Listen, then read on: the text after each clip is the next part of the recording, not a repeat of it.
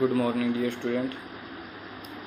आज हम आपका जो कल लेसन आपको पढ़ाया गया था, फिफ्थ लेसन के कुछ पॉइंट आपको बताए गए थे, समझाए गए थे, कुछ पॉइंट बच गए थे, वो आज कंप्लीट कर देते हैं। तो कल यहाँ तक श्रीलंका में हुए जातीय संघर्ष तक का कंप्लीट हो चुका था। इसके बाद अब यहाँ नेक्स्ट पॉइंट शुरू करते हैं कि शिमला समझौते पर संक्षिप्त नोट लिखे। शिमला समझौता, एक मैं इसमें आज वाले पॉइंट में ज़्यादातर आपके समझौते आएंगे, तो इसमें समझौता बता देता हूँ कि मैं जब भी कोई समझौता होता है तो वो किसी न किसी देश के साथ किसी तनावपूर्ण स्थिति के बाद उस तनाव को कम करने के लिए वो समझौता किया जाता है। तो समझौता अब आ जाते हैं कि ये शिमला समझौता था, ये किस लिए किया गया। शिमला समझौता किन देशों के बीच हुआ, कब हुआ? तो शिमला समझौता भारत और पाकिस्तान के बीच हुआ। कब हुआ? 1972 में हुआ था। और ये आपको पता है कि 1971 में युद्ध हुआ था। वो तो 1971 वाले युद्ध को, इस तनाव को ख़त्म करने के बीच जो कह सकते हो संधि होती है या एक फैसला किया जाता है, उसको समझौता बोलते हैं। तो ये हुआ था 3 जुलाई को। 3 जुलाई 1972 को ये फैसला हुआ था। तो इस फैसले में क्या क्या किया गया? अब ये शिमला समझौता नाम क्यों रखा गया? क्योंकि ये उस टाइम के दोनों देश के प्रधानमंत्री ने हिमाचल में शिमला में ये बैठक हुई थी और उसमें समझौता रखा गया था। तो उस जगह के नाम पर ही ज़्यादातर रख दिया जाता है कि जैसे शिमला में हुआ तो शिमला समझौता। ताशकंद एक समझौता आएगा आगे आपका, तो वो ताशकंद रूस का क्षेत्र था, उसमें हुआ था, तो वहाँ ताशकंद समझौता का नाम रख दिया गया। इस तरीके से उनका वही नाम रख दिया जाता है जिस जगह पर वो समझौता किया जाता है। अब इसमें क्या क्या किए गए थे दोनों में, शिमला समझौते में भाई क्या एग्रीमेंट किया गया? दोनों एक दूसरे के सभी जो मतभेद थे वो आपसी बातचीत से हल करेंगे, किसी तीसरे देश की मध्यस्थता को बीच में शामिल नहीं करेंगे।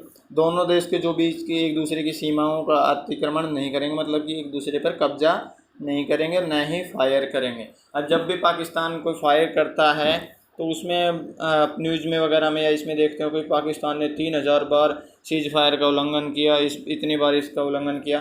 तो वो यही है कि समझौता हुआ इसके बाद भी वो सीज फायर का उल्लंघन कर रहा है और एक आपस में एक दूसरे की जो प्रभुसत्ता है, उसको अखंडता, उसको खतरा पैदा नहीं करेंगे, सम्मान करेंगे, उनको क्षेत्र को बनाए रखेंगे। जो अपनी अपनी सेनाओं को युद्ध से पहले वाली स्थिति में रखेंगे, भाई जैसे 1971 में युद्ध हुआ था उससे पहले जितने क्षेत्र में जिसकी जो सीमाएं थी उसी में रखेंगे।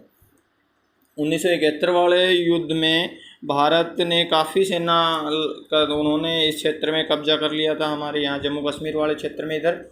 और जो भारत है काफ़ी लाहौर तक वहाँ पहुँच गया था पाकिस्तान में, लेकिन फिर भी जो समझौता हुआ उसके अंदर भारत ने अपनी सेनाएं पूरे उसी स्थिति में, युद्ध से पहले वाली स्थिति में कर ली।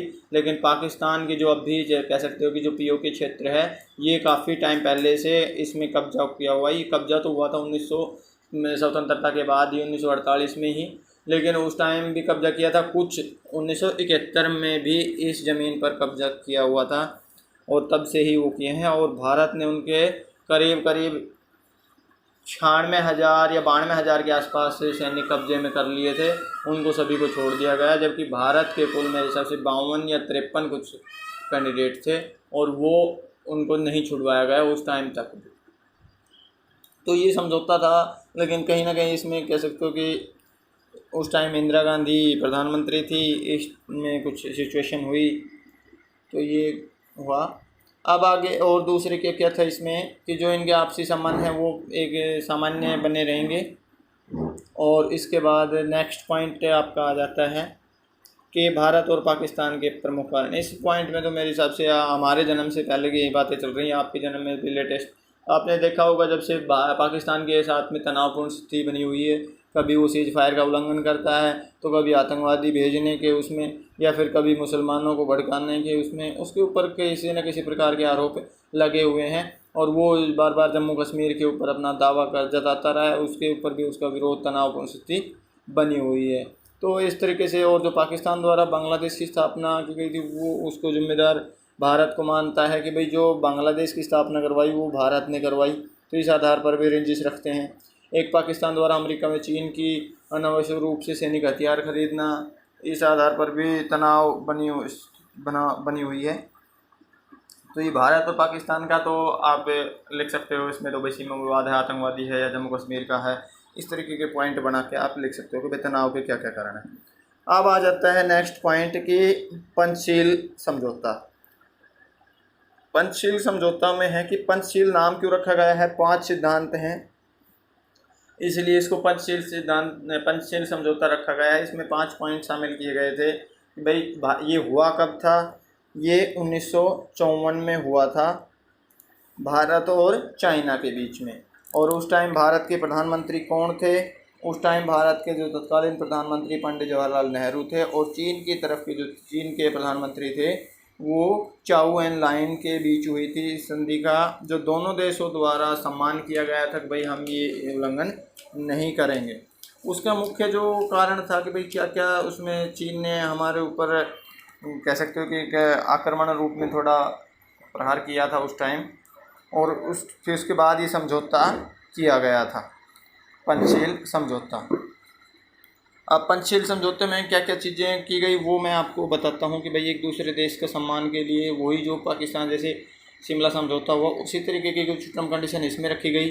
वही दोनों देश एक दूसरे देशों की प्रभुसत्ता अखंडता का सम्मान करेंगे, एक दूसरे के ऊपर आक्रमण नहीं करेंगे, एक दूसरे के जो आंतरिक मामले हैं उनमें हस्तक्षेप नहीं करेंगे, और जो दोनों देश विश्व के अन्य देशों के साथ शांतिपूर्ण मधुर संबंध बनाए रखेंगे, और एक जो शांतिपूर्ण सहअस्तित्व की नीति पर पालन करेंगे कि भाई कभी जैसे फायर वगैरह नहीं करेंगे। लेकिन ये बात काफ़ी वही है, भारत और इसमें चाइना के बीच करीब 24 साल गुजर गए, जो अब भी जो घटना हुई है इससे पहले भी 24 साल, अब तक 24 साल गुजर गए, भारत और चाइना की सीमा पर कभी फायरिंग नहीं हुई है।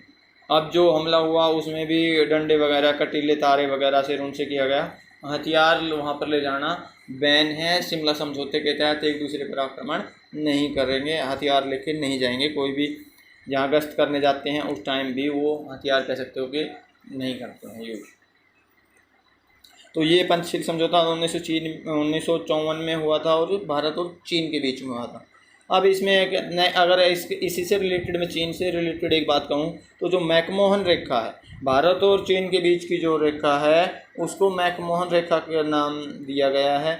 उसे मैकमोहन रेखा कहा जाता है। क्यों कहा जाता है? निर्धारण 1954 में इसका निर्धारण किया गया, और जो ब्रिटिश सचिव, जिसके मतलब एक कमेटी बनाई जाती है, उसके जो अध्यक्ष थे उनका नाम था हेनरी मैकमोहन, और इसीलिए इसको हेनरी को हटा दिया गया, और जो उसका पीछे का नाम था मैकमोहन, उसी के नाम पर चाइना की और भारत की जो बाउंड्री लाइन है, बॉर्डर सीमा है, उसका नाम मैकमोहन सीमा रेखा रख दिया गया था।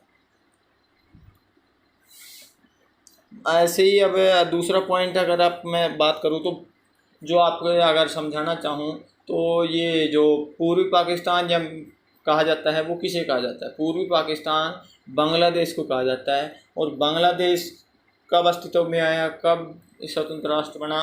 वो 1971 में जब बना, जब भारत और पाकिस्तान का युद्ध हुआ। उस टाइम वहाँ पर भी विरोध चल रहा था और इसकी कनेक्टिविटी नहीं हो पाई पाकिस्तान के साथ में, क्योंकि वो पूर्व में था और ये कह सकते हो कि पश्चिम उत्तर में था। तो इधर इनकी स्थिति नहीं बन पाने के कारण वो एक स्वतंत्र राष्ट्र बन गया बांग्लादेश। अब ये आ जाते हैं बांग्लादेश और भारत के बीच भी तनावपूर्ण स्थिति है। इसमें क्या है? तो इसमें भी वही है कि जैसे बांग्लादेश में हिंदुओं पर अत्याचार वगैरह किए जा रहे हैं, भारत उसका विरोध करता रहता है कि भाई आप इस एक दूसरे धर्म के ऊपर ऐसे अत्याचार क्यों करते हो, उनको हिंदुओं को प्रताड़ित क्यों करते हो। बांग्लादेश द्वारा नस्ली वस्तुएं भारत में बेची जाती हैं, चोरी छुपे भेजते हैं, जिसके ऊपर भारत आपत्ति जताता है, और इन्हीं कारणों के ऊपर भारत का विवाद बांग्लादेश से रहता है। अब नेक्स्ट आ जाता है कि ताशकंद समझौता। ताशकंद समझौता किसके बीच हुआ था? ताशकंद समझौता भी भारत और चाइना के बीच हुआ था 1966 में। इतना इसमें कुछ नहीं है, क्योंकि ये भी उन युद्ध के बाद ही, जब स्थितियाँ गर्मा गर्म थी, उसके बाद भी थोड़ी सी कम हो पा रहा था, सुलह नहीं हो पाई एक दूसरे देशों के बीच में, तब ये 1966 में ताशकंद समझौता किया गया। और ताशकंद समझौता में उस टाइम कैसे लाल बहादुर शास्त्री भी प्रधानमंत्री नहीं थे उस टाइम, तो 1966 में थे लाल बहादुर शास्त्री, और पाकिस्तान जो उसकी तरफ से थे वो अयूब खां हस्ताक्षर, सॉरी ये उसके भारत और पाकिस्तान के बीच हुआ था। 1965 का जो युद्ध हुआ था उसके एवज में हुआ था। चाइना के साथ तो 1954 में पंचशील समझौता हुआ था, और पाकिस्तान के साथ में ताशकंद समझौता 1966 में हुआ था। 1965 में मैंने जैसे बताया शिमला समझौता 1972 में हुआ था, तो उसी में वो भी 1971 के युद्ध के बाद हुआ। ऐसे ही 1965 में जो युद्ध हुआ था भारत और पाकिस्तान के बीच, उसमें भी फिर उसके बाद एक 1966 में समझौता किया गया। तो ये भारत और पाकिस्तान के बीच लाल बहादुर शास्त्री प्रधानमंत्री, और जो पाकिस्तान की तरफ से थे वो अयूब खां थे वहाँ के प्रधानमंत्री। उन्होंने दोनों देशों के प्रधानमंत्री ने इसके ऊपर हस्ताक्षर किए थे। अब नेक्स्ट आ जाता है कि ये जो कोलंबो समझौता है, कोलंबो से दिमाग में आ गया होगा कि कोलंबो कहाँ का स्थान है। कोलंबो श्रीलंका की राजधानी है, ठीक है। और वहाँ समझौता हुआ तो इसको कोलंबो समझौता नाम दे दिया गया। ये हुआ कब? ये हुआ था 1987 में। किस कारण हुआ था?